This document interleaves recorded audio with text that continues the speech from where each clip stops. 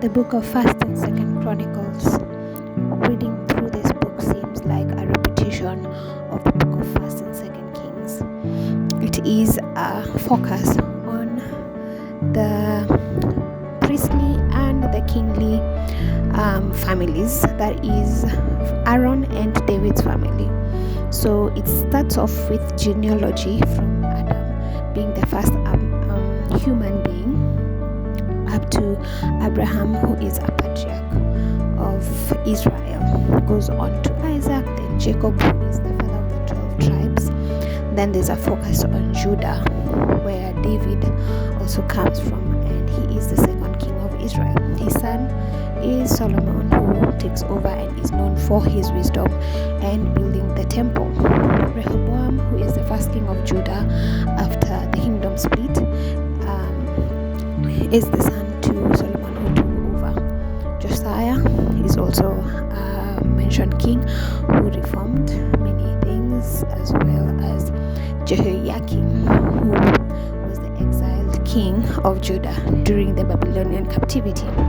Then there is the leader during the return from Babylon, that is Zerubbabel.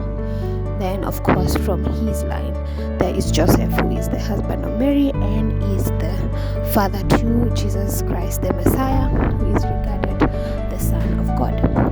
So that is the lineage, genealogy, seeing where Christ came from, of course, focusing on the kingly genealogy. And, of course, when we go in right away, we see Saul has died in battle, and, of course, David rises to power under a unified Israel, and he establishes Jerusalem as the capital.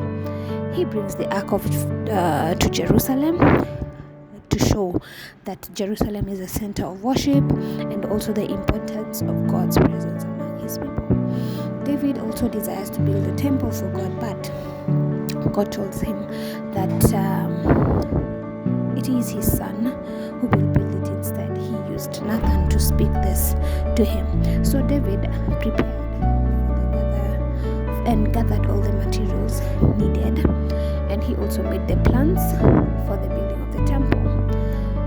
And so he also organized the Levites, the priests, and all the worship practices, and he established structures and relegated the duties of building the temple to his son, after which then he dies. So as Solomon, of course, ascends to the throne and asks for wisdom, he builds the temple in Jerusalem, which becomes a symbol of God's presence. The temple is dedicated, and there's a ceremony that is marked by prayer and a call of God's blessing on the temple and the people. Then from there, Solomon dies, and we see after his reign, the kingdom splits due to idolatry and disobedience. So it has the northern kingdom, which is Israel, and the southern kingdom, which is Judah. So there is a focus on the kings of Judah that details, of course, the good and the bad kings. Notable good kings are Asa, Jehoshaphat, Hezekiah, and Josiah.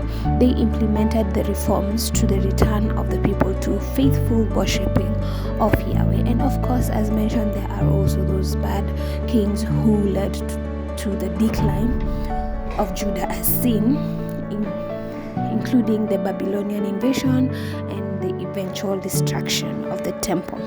So the consequences of idolatry and disobedience